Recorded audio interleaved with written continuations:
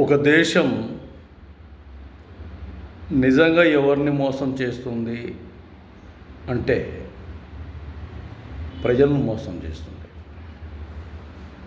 దేశం అంటే మట్టి కాదోయ్, దేశం అంటే మనసులోయ్ అన్న ఒక నినాదం ఆ బలమైన ఒక సారాంశాన్ని దేశం నైతిక విలువలతో కూడిన పాలన అందించకుండా దేశంలో ఎన్నో విధాలుగా దుర్మార్గమైన సంఘటనలు జరుగుతున్నా కూడా దేశ నాయకత్వం కళ్ళు మూసుకుందా, కళ్ళజోడు పెట్టుకుందా కనపడకుండా. ఓసారి ఆలోచన చేస్తే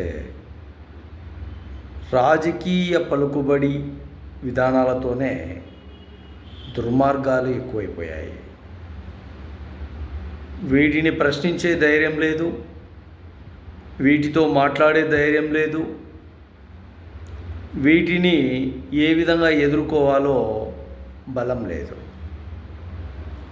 అలాంటి సందర్భాలు ఎన్నో ఉన్నా చివరికి వ్యక్తి చట్టాన్ని నమ్మి చట్టం కోసం పరుగులు తీస్తే చట్టం కూడా ఈ మధ్యకాలంలో చతికిలబడిపోతుంది.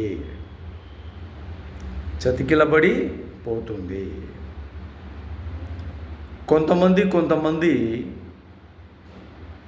కనుసైగల్లో, కొంతమంది కనురెప్పల చాటు, కొంతమంది